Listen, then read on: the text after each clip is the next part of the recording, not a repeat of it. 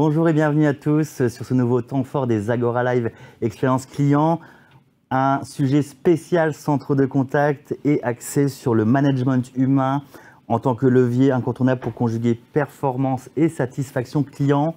Alors nous vous avions promis Frédéric Canvet d'Eloquent et Yacile Benamer. Vous vous demandez sûrement pourquoi Yacile n'est pas là. Compte tenu d'un impératif, nous avons préenregistré l'intervention de Yacile, mais Frédéric, qui est juste à mes côtés, se permettra de répondre à l'ensemble de vos questions. Donc surtout, utilisez le chat, nous répondrons à l'ensemble de vos questions une fois le préenregistrement terminé.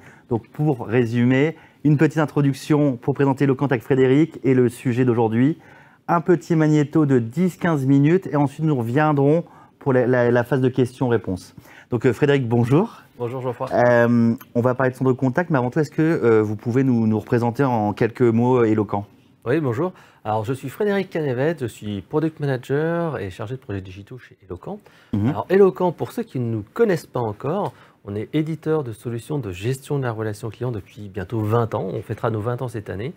Et on a deux grands métiers. Le premier, ce sont les solutions de gestion de la relation client, centre de contact. Donc, centre de contact multicanaux, téléphone, mail, chat, etc. Mais également du self-care avec le chatbot, le voicebot et le callbot. Ça, c'est notre premier métier. Et notre second métier, ce sont les enquêtes de satisfaction client. Donc, enquête de satisfaction, encore une fois, multicanaux, email, SMS, enquête vocale, etc. Et bien sûr, les avis clients qui deviennent de plus en plus prépondérants dans la voix du client. Et avec cela, en fait, on a aussi des outils propres d'analyse sémantique. Et nos solutions peuvent être utilisées de manière totalement indépendante, soit les enquêtes de satisfaction, par exemple les boutiques Orange. Hein, quand tu vas en boutique Orange ou SFR, derrière, tu reçois des enquêtes de satisfaction Eloquent. Ou alors uniquement la solution de centre de contact, comme par exemple, si tu veux suivre ton colis et que tu appelles Géodis, et ben derrière, tu as des agents qui sont occupés de nos solutions. Donc voilà nos deux métiers. Et le mieux, bien sûr, c'est quand on peut utiliser les deux en même temps. Et là, on a l'écoute et le dialogue du client qui amène vraiment à la quintessence de la relation client. Donc, on a fait un enregistrement avec Yacile Benamer, qui est chef de projet infogérance chez Consort NT.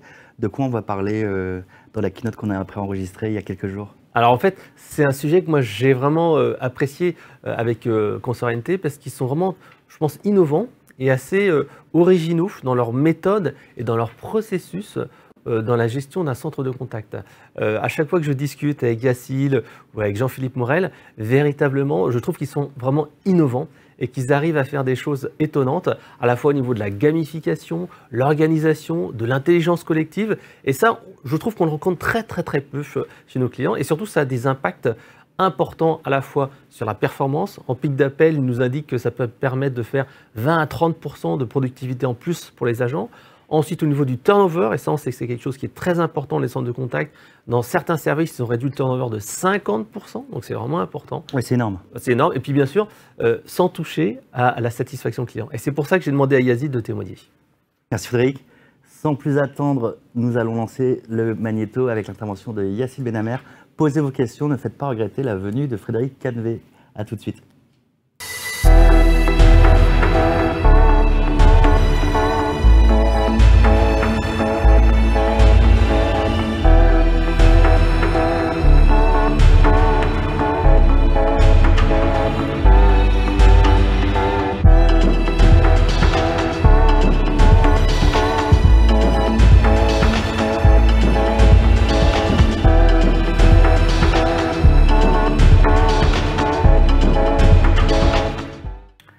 Pour témoigner de la place du management et de son impact sur la performance et la satisfaction client, toujours en présence de Frédéric Canvet, j'ai l'immense plaisir d'accueillir Yacile Benamer, chef de projet infogérance chez Consort NT.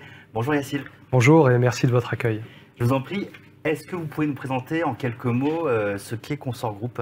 Oui, nous sommes une entreprise de services numériques qui réalise un chiffre d'affaires de 154 millions d'euros, avec une activité principalement opérée en France, mais également à travers d'autres pays, la Belgique, la Suisse, le Luxembourg, également le Maroc, et plus récemment implanté au Portugal. Le gros de nos métiers, le cœur de nos activités, c'est de soutenir ou d'opérer des services informatiques pour nos différents clients, mais également réaliser des développements applicatifs et, de manière plus large, opérer le management des infrastructures informatiques. D'accord. Qu'est-ce qui va nous intéresser plus particulièrement aujourd'hui? Aujourd'hui, on va plus parler des activités en mode infogérance, qui représentent 49 millions d'euros au sein de notre chiffre d'affaires, et qui sont déclinées autour des activités de type support informatique aux utilisateurs, les centres de services, les fameux service desk. Chez nous, ça représente environ 600 collaborateurs. D'accord. La relation client, ça se décline comment par rapport justement à l'infogérance chez vous? Alors c'est un peu spécifique puisque nous opérons auprès d'un public d'utilisateurs professionnels, Oui, B2B. en B2B, pour le compte des DSI de nos différents clients, auprès de leurs utilisateurs, qui ont des contraintes de production qui peuvent être parfois assez critiques pour leur business. Je vais citer quelques exemples. Par exemple, le conseiller bancaire en agence, l'agent d'assurance, les fonctions transverses, direction, ressources humaines, mais également les intervenants des chaînes de production ou tout au long de la supply chain de nos clients. D'accord. Dans ce contexte, que signifie pour Consorente le terme de performance? Alors, en termes de performance, nous avons un certain nombre d'engagements contractuels auprès de nos clients, qu'ils soient déclinés sur des aspects de quantitatif, de prise d'appel, de taux de décroché, mais également en termes de taux de résolution et capacité de résolution d'incidents, et de plus en plus, et aujourd'hui systématiquement, sur la satisfaction des utilisateurs. Et au niveau performance individuelle, ça se traduit comment? Ça se traduit simplement que nos techniciens dans nos centres de services doivent conjuguer à la fois leurs compétences techniques et leur expertise pour être efficace et productif et arriver à traiter des volumétries importantes de sollicitations sur des incidents informatiques, mais également avec cet aspect satisfaction de l'utilisateur final. D'accord, donc on concilie un peu le quantitatif et le qualitatif. Exactement. Alors nous sommes là pour parler de management de vos équipes. Du coup, première étape, celle de l'intégration des collaborateurs, de l'onboarding, chose peu aisée dans le contexte qu'on vit tous. Comment réussissez-vous l'intégration d'un nouveau collaborateur et quelle est la performance recherchée? Alors effectivement, tout commence à l'intégration de nos collaborateurs. Du coup, nous avons construit un parcours d'intégration d'onboarding de tous les nouveaux techniciens qui se veut à la fois digitalisé, mais également ludique et interactif, sur lesquels on va travailler plutôt sur tout ce qui gravite autour des compétences techniques, puisque nos collaborateurs ont déjà l'expertise technique, de par leur parcours et leur qualification. On va travailler autour du développement des soft skills, tout ce qui va tourner autour de la gestion de la relation client, et également un certain nombre de prérequis liés à notre métier, notre activité, autour des fondamentaux donc de la relation client, mais également de la conformité et de la normalisation de l'activité, puisque nous sommes engagés notamment autour des normes ISO. Et enfin, également autour des sujets de sécurité de l'information qui sont critiques actuellement. C'est combien de temps justement cet onboarding sur le côté compétences techniques, compliance, etc. Alors on est sur une période avec un tronc commun, on va dire vision consort groupe, pour transmettre un petit peu la culture de l'entreprise, notre ADN et ce qu'on recherche à faire avec nos équipes sur une période de quelques jours, 3 à 5 jours. Et ensuite décliner avec le vernis de la connaissance métier de nos différents clients. Et au total, on est sur une période d'intégration de 2 à 3 semaines, selon la complexité des environnements. Vous parliez de ludique, est-ce que vous auriez aussi un exemple à nous donner de ce que signifie le ludique dans un parcours onboarding à distance? Oui, tout à fait. Donc j'ai évoqué un parcours d'intégration plutôt digital. On a des ateliers avec des mises en situation, des quiz pour, on va dire, de manière assez ludique, pouvoir valider que les notions principales ont bien été acquises par nos collaborateurs. On a également l'animation par des experts, par exemple sur la sécurité ou sur la normalisation, d'ateliers spécifiques, toujours en mode ludique, interactif, pour renforcer ces notions-là. D'accord. Donc, premier temps l'onboarding, vient ensuite le temps de la production en tant que telle. Comment fédérez-vous les équipes dans le temps? Vous avez souvent parlé de gamification et de son impact sur l'engagement des collaborateurs. Est-ce que vous pouvez nous en dire plus sur le sujet? Oui, alors on a beaucoup parlé de gamification, c'est un petit peu la tendance de ces dernières années, mais nous on a voulu aller plus loin, on est allé chercher une méthodologie qui nous vient du Québec. Au-delà de la gamification, on va parler de plan de mobilisation. L'idée, c'est avec nos équipes de pouvoir co-construire, voire même leur demander à eux-mêmes de construire un plan sur la base d'une méthodologie qui va les aider collectivement à répondre aux enjeux des différents contextes auprès de nos clients, qu'ils soient autour de la performance individuelle, mais également, et c'est très important, la cohésion des équipes et la pérennité de l'expertise au sein des contextes. D'accord, donc vous recherchez à la fois la responsabilisation et l'autonomisation des agents, des salariés. Tout à fait. Plutôt que de juste leur indiquer des indicateurs de production à atteindre, on va plutôt leur demander de réfléchir collectivement en faisant appel à l'intelligence collective, en les regroupant dans des ateliers de réflexion, encore une fois interactifs et ludiques, pour répondre aux enjeux. Comment répondriez-vous? Comment pouvez-vous faire quelles sont vos bonnes idées à apporter pour atteindre nos objectifs communs, pour délivrer la meilleure prestation pour nos clients? Alors vous me disiez qu'il y avait une méthodologie, comment ça fonctionne? Il y a une roadmap annuelle sur les objectifs à atteindre et ensuite vous venez un peu animer... C'est exactement ça, on va sur la base de cette méthodologie accompagner nos collaborateurs pour qu'eux-mêmes construisent cette roadmap annuelle qui va être révisée de manière trimestrielle en fonction des variations de l'activité.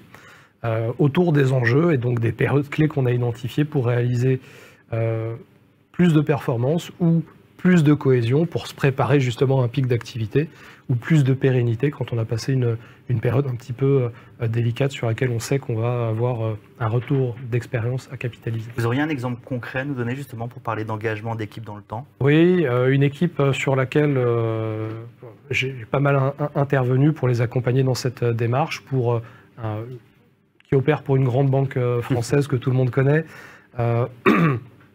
Ils savent que périodiquement, en janvier ou en septembre, les rentrées sont des périodes de rush particuliers. On leur a demandé de réfléchir comment on pouvait anticiper ces périodes-là. Et comme on a des populations au final assez jeunes, ce qui en est ressorti, donc ce qu'ils nous ont proposé, c'est tout simplement de profiter des périodes de calme juste avant la tempête, entre guillemets, les fêtes de fin d'année, pour organiser des événements de cohésion d'équipe. Alors on a eu des dépôts au sein des centres de services, mais également des tournois de jeux vidéo assez sympas qui ont ressoudé les liens. Et à la rentrée, tout le monde était encore plus mobilisé avec un objectif commun pour réaliser la performance attendue et gérer ces pics d'activité dans les meilleures conditions possibles. Finalement, rien d'extraordinaire, de l'écoute collaborateur finalement. Et au-delà de l'écoute, donner la parole aux collaborateurs. Et le pouvoir d'agir. Tout à fait. Alors, on va reparler un peu de cette notion de plan de mobilisation. Est-ce que c'est central dans votre approche? C'est un outil. C'est un outil sur lequel on s'appuie. L'idée, c'est de pouvoir supporter notre démarche et notre philosophie, adopter un management le plus bienveillant possible, sachant qu'on sait qu'on va pouvoir en récolter collectivement les fruits. On sait que c'est important d'avoir une cohésion d'équipe qui va naître de la collaboration, et là, on va promouvoir cette collaboration au sein des équipes. On sait également, et ça c'est notre retour d'expérience, que ça a un effet très positif pour faire émerger des profils spécifiques, des gens qui dans leur quotidien de techniciens n'ont pas l'occasion d'exprimer ses savoir-faire et ses compétences un peu transverses, mais ça nous a permis d'identifier et de légitimiser des profils à même d'évoluer vers plus d'expertise technique ou des fonctions d'encadrement, de management ou de conduite de projet. Donc vous faites émerger les talents. Tout à fait. Et cultiver la mobilité interne en fait. Exactement, et c'est un laboratoire d'incubation très intéressant pour ça. Il va falloir donner la recette à d'autres entreprises. Est-ce qu'il y a aussi des effets bénéfiques en termes de qualité de vie du travail sur des sujets tels que le turnover par exemple? Parce que c'est quand même un mal qui caractérise quand même ces métiers. Est-ce qu'il y a des effets justement directs? Oui. Engager nos collaborateurs de cette manière-là et les inscrire dans un cadre vraiment collaboratif et bienveillant a un impact sur le bien-être des collaborateurs, et ça leur permet de faire autre chose que juste traiter des appels et décrocher le téléphone à longueur de journée. Ça donne d'autres perspectives et ça leur permet de se projeter sur des plans annuels. Donc de faire des projets en interne avec nous de collaboration sur le long terme.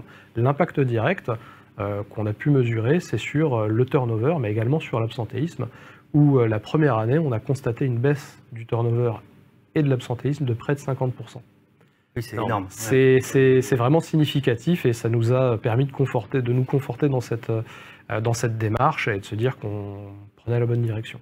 Et même là, si les chiffres sont peut-être moins forts, c'est toujours des chiffres très, très encourageants. Oui, voilà, la première année a vraiment été record. Ça se lisse un peu au fil du temps. Néanmoins, on a obtenu ces résultats de manière plutôt pérenne sur ces équipes-là. Au-delà des aspects de turnover, on a aussi pu identifier avec nos équipes que sur des périodes de pic d'activité identifiées, prévues à l'avance avec le bon plan de mobilisation, on était capable collectivement de se mobiliser pour avoir une augmentation de notre performance, notre productivité de 20 à 30%. Ce qui est également vraiment un sacré chiffre. Ouais. Ce qui est assez intéressant. Oui. Alors quand on parle management, on parle aussi de feedback avec les collaborateurs. Quelle place et quels outils à disposition de vos techniciens leur permettent justement de profiter de cet environnement au quotidien? Alors, les outils supportent notre démarche et on s'est appuyé donc sur notre partenaire Eloquent pour introduire à la fois des outils qui nous permettent de lisser nos pics d'activité et de mécaniquement augmenter notre productivité en multipliant les canaux de contact. On parle beaucoup de live chat par exemple. Et donc Eloquent nous a permis justement de pouvoir nous améliorer sur ces canaux asynchrones et devenir assez efficace et donc améliorer notre productivité là où c'est possible, mais également sur l'aspect satisfaction utilisateur, la collecte vraiment du feedback de l'utilisateur, de son ressenti du parcours, mais également de sa satisfaction globale. C'est un enjeu très important pour nous pour identifier ce qui va bien, ce qui va moins bien et comment faire pour ne pas laisser un utilisateur sur le bord de la route, un insatisfait qui serait bloqué avec son incident informatique par exemple. D'accord. Justement, cette collecte de la voix de l'utilisateur, du collaborateur, ça passe par quoi? Ça passe par des enquêtes? Ça fonctionne comment chez vous? Tout à fait. On a des enquêtes de satisfaction à froid, à chaud, directement en post-appel. Vraiment comme avec un client finalement? Tout à fait, comme avec un client. Un effet miroir entre... Un effet miroir. On peut croiser avec les ressentis des techniciens qui ont pris en charge les sollicitations.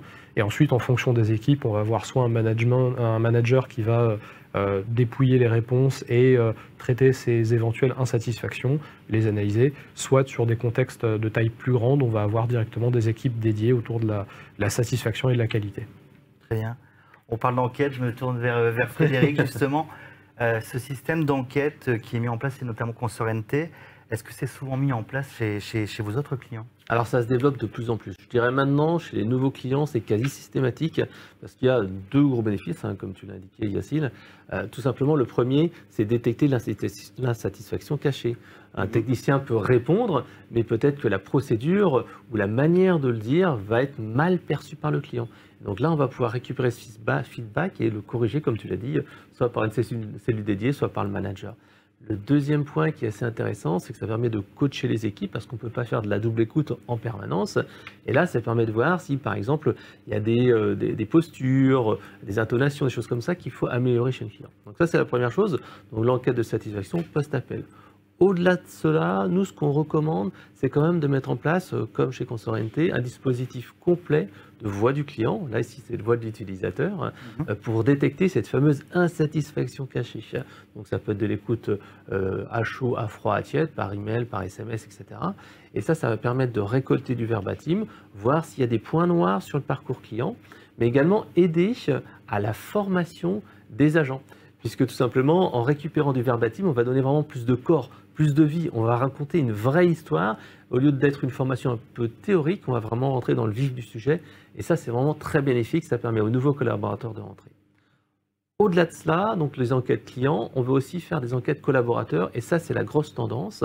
On va vraiment avoir un parcours collaborateur. Et on parlait de turnover tout à l'heure. Ça aide beaucoup à fédérer les équipes, à les mobiliser avec l'onboarding. Quand la personne arrive dans l'entreprise, ses premiers jours, ses premières semaines, un bilan d'étonnement pour savoir comment ça s'est passé, voir s'il y a des points d'amélioration.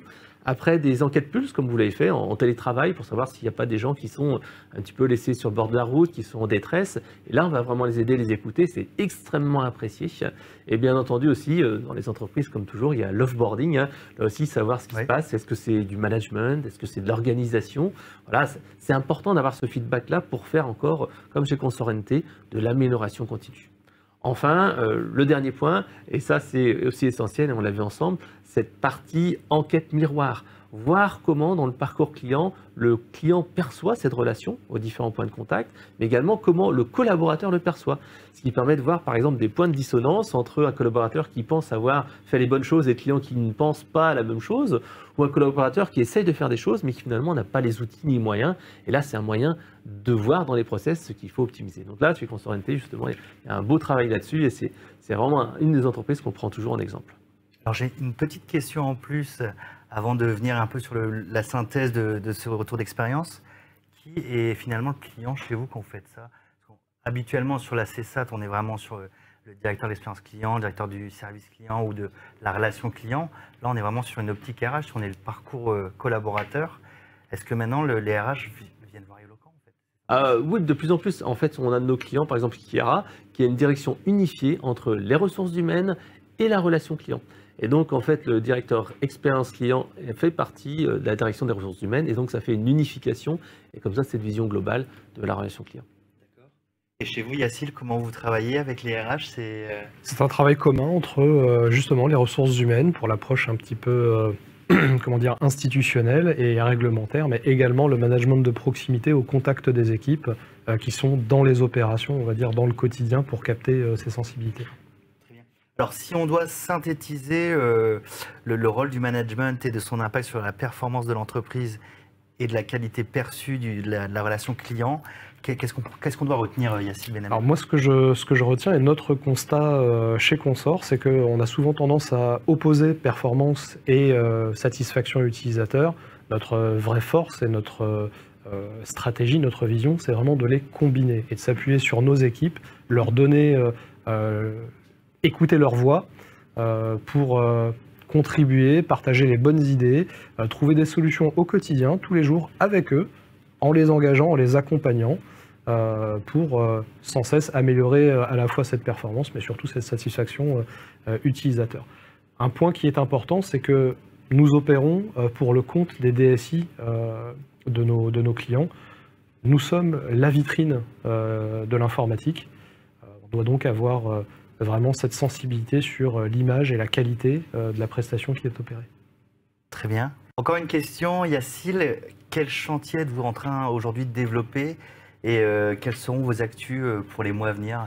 Alors, en ce moment, nous travaillons sur 3 axes principaux. Un autour du parcours utilisateur, où nous mettons en place des personas d'utilisateurs qui nous permettent d'aller plus loin dans la compréhension des populations par métier pour décliner encore plus le service avec cette connaissance au plus proche de l'utilisateur, mais également la généralisation de la mise en place de référents expérience utilisateur qui vont nous aider à être encore plus en relation avec les métiers pour délivrer un meilleur service et capter les irritants du quotidien qui ne remontent pas forcément.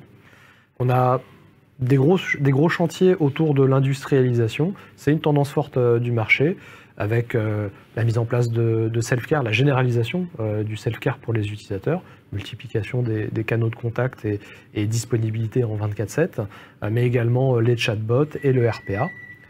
Et enfin, on a un chantier qui nous tient vraiment à cœur autour de l'exploitation de la donnée en vision big data, c'est l'analyse prédictive pour encore mieux anticiper les pics d'activité avec une granularité jusqu'à la demi-heure ou au quart d'heure, plusieurs semaines ou plusieurs mois à l'avance, pour pouvoir adapter nos dispositifs, anticiper et être toujours plus performants. Très bien. Donc si je veux résumer, self-care, plus de personnalisation, des référents expérience client, et puis on saupoudre avec un peu d'intelligence artificielle. Voilà, de l'analyse de données. Très bien. En synthèse, si on doit retenir vraiment la quintessence de votre intervention sur la place du management, qu'est-ce qu'il faut retenir, Yacine Benhammer? Alors, on a souvent tendance à opposer performance et satisfaction utilisateur. Nous, chez Consort, notre parti pris, c'est vraiment de vouloir les conjuguer, et on voit qu'on y arrive. Ça passe par l'implication de nos collaborateurs, leur donner la parole. La voix de nos collaborateurs est importante pour construire et améliorer nos dispositifs. C'est un enjeu important, et un point à garder en tête, c'est que dans nos centres de service, nous sommes la vitrine des DSI de nos différents clients, et c'est un enjeu très important pour nous d'apporter la meilleure image et la meilleure satisfaction utilisateur pour nos clients. Très bien. Merci beaucoup Yacine. Je rappelle que vous êtes chef de projet infogérance chez Consort NT. Si d'ailleurs vous voulez en savoir plus, n'hésitez pas à consulter le site www.consort-groupe.com. Je reste en compagnie de Frédéric, c'est la magie des Agora Live, pour répondre à l'ensemble de vos questions-réponses. De retour sur le plateau de l'Agora Live Expérience Client. Vous voyez, je n'ai pas la même chemise, mais je suis toujours en compagnie de Frédéric Cannevez. On a 4 minutes. J'ai vu qu'il y avait des questions sur le chat. Merci beaucoup d'y avoir participé. C'est toujours chouette d'avoir un peu plus d'interactivité. Première question, Frédéric. Vous avez parlé d'enquête de satisfaction client. Est-ce que l'on peut utiliser cet outil sans avoir votre solution de centre de contact? Oui, tout à fait. Comme je le disais en fait en introduction, nos outils peuvent être utilisés de manière totalement indépendante ou au contraire associée, comme le fait Consort NT, puisqu'en fait ils ont le centre de contact et en plus après les enquêtes de satisfaction post-appel. Et même on peut aller plus loin, puisqu'en fait nos outils servent donc, comme je le disais, aux enquêtes de satisfaction client, aux avis clients, mais également aux enquêtes collaborateurs. Et avec les enquêtes collaborateurs, comme ça on va pouvoir sentir le pouls du client. Et d'ailleurs tout à l'heure vous allez accueillir dans l'émission Ikera, qui est aussi un de nos clients et qui a mis un excellent dispositif d'écoute collaborateur en place, avec une écoute tout au long du parcours client, de l'onboarding à l'offboarding. Très bien, c'est très clair. Merci Frédéric. Une dernière question, je vois, avant de boucler cette session live. On va parler de gamification, l'un des thèmes chers à Yacine Benamer. Est-ce que l'outil de gamification pour les conseillers est intégré à la solution Eloquent? Alors c'est une très bonne question. Là, la solution de gamification, donc c'est une solution tierce que Consort NT a été sourcée au Canada en fait. Et en fait, c'est une solution qui est utilisée de manière totalement indépendante, mais complémentaire à l'outil Eloquent. C'est-à-dire qu'en fait, l'outil Eloquent est l'outil du quotidien des conseillers et l'outil de gamification est à côté pour les motiver et les engager pour avoir tout de suite plus d'engagement de la part des collaborateurs et au final, avoir une meilleure productivité, toujours pour une satisfaction client au top. Merci Frédéric, en tout cas de votre passage sur le plateau de l'Agora Live Expérience Client. On remercie à distance pour le replay Yacine Benamer de sa gentille participation et de sa vision du management chez Consort NT. D'ailleurs, vous nous excuserez de la coquille dans le synthé. Consort, il n'y avait pas d'S, donc toutes nos excuses à Consort NT pour cette petite coquille dans le synthé. Merci encore pour votre fidélité. Je remercie aussi les partenaires institutionnels de cet événement que sont l'Institut du Commerce, l'Institut National de la Relation Client, l'INRC, ESCDA, élu service client de l'année et la FIGEC. En partenariat également cet événement avec le média Agora News Expérience Client que vous pouvez liker, auquel vous pouvez également soumettre des sujets. Je me ferai un plaisir de vous accueillir sur le plateau. On se dit à tout de suite pour une keynote sur le supra-téléconseiller ou comment l'intelligence artificielle transforme le rêve en réalité avec l'assistance avancée pour aider en temps réel et accompagner le client et le collaborateur. Je vous dis à tout de suite en compagnie de Gilles Talbot. Merci de votre fidélité.